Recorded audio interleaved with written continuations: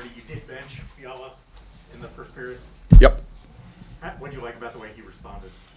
I thought it was a real good response. But we shouldn't be put in that situation where we have to do that. And we've talked about it. And those players have to play with risk in their game. And we understand that, especially a creative guy like Kev. But it's happening a little too often. And water under the bridge now.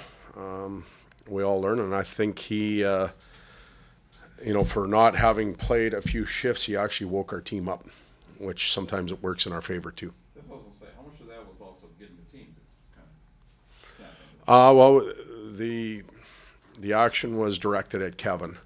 The byproduct was the team. What was your message to the team after the first period? A lot of times we'll go in and try and give them something systematically or structurally to help them. It was simply they were faster, harder, and more committed to doing things the right way than we were. And there was no other adjustments we could give them. If they wanted to recover and pull themselves back into the game, they were capable of it, and we saw it. So what did you see in those final two periods? What were the things that you liked? Well, the exact opposite of what we didn't see in the first. I thought we were faster. I thought we were harder.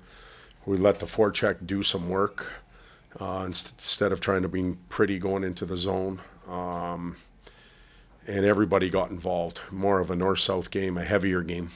Todd, you mentioned earlier in the year that a player like Kevin is not immune to getting benched, and we saw proof of that today. Is that not just a message for tonight, but going forward, no matter who you are, if you're not doing your job, you will get, I think you said, welded to the bench earlier? Yeah, and the coaches don't like doing that. We don't like doing that. We as a coaching staff, not we value what Kevin brings to the team. He's a hell of a player. And he works his ass off in practice. He works his ass off in games. It's just some of the carelessness that has crept in, and we had to send a message. And today when we met coming out of the break, we really stressed details right now. We've got to reel a few things back in and clean some things up.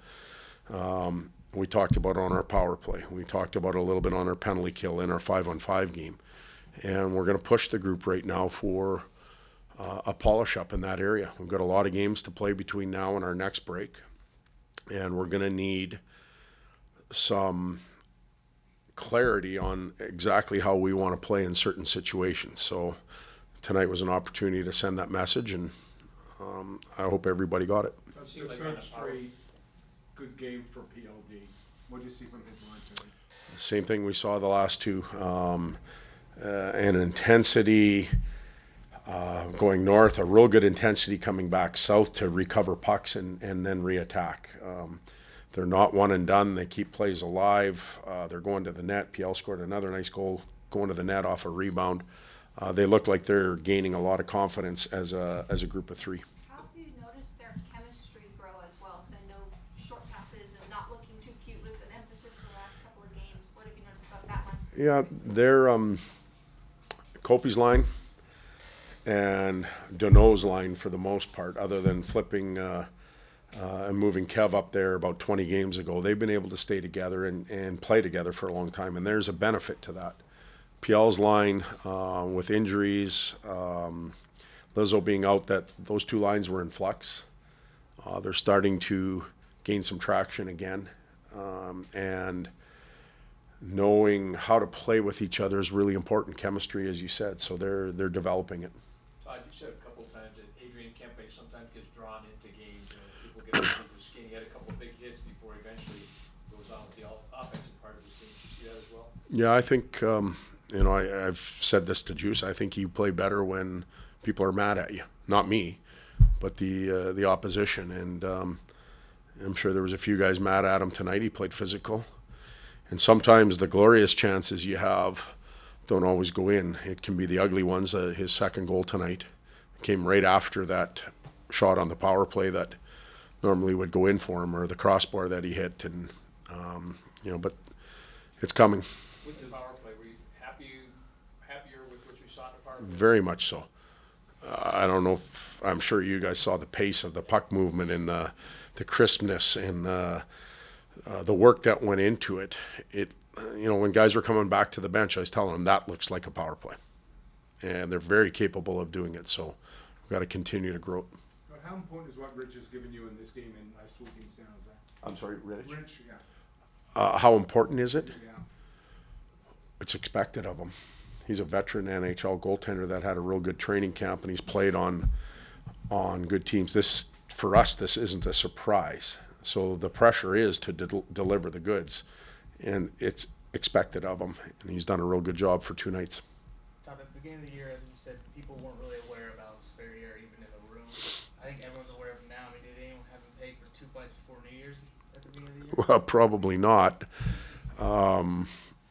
But that's his competitive spirit. That's what he does, and it's contagious. I think he's a big reason why that line is clicking a little bit, because he's got a lot of energy and rubs off. So we're lucky to have him. You've been pretty consistent over the last few years. You like to throw your 4th line out after a goal for or against. And it seems like this year, that 4th line puts together really strong shifts every time in that situation. So how much confidence do you have in them when that situation arises? They're veteran players that, for the most part, do it right. They're predictable to each other. They're competitive. They don't play, I've said this a million times, I keep using this term, don't play outside their skin. They know exactly who they are. And whether they're scoring after a goal like we saw tonight, or getting a bump-up shift after we get scored on, they do their job. Jacob did a commendable job, obviously, in Vlad's absence, but just what's it like to have him, have him back in there and solidifying the 6 that you pretty much wanted? Yeah, Jacob did an outstanding job. Not even an average job. His analytics and his ability to play on our team was very good. Gavi coming back in, obviously he's a very good player too. We're blessed to have both. I thought Gavi did a real good job tonight, having not played and not having practice time. We're all lounging around for 3 days, and he's chomping at the bit to get back in. But he's a very good player, and he adjusted well and had a real good game.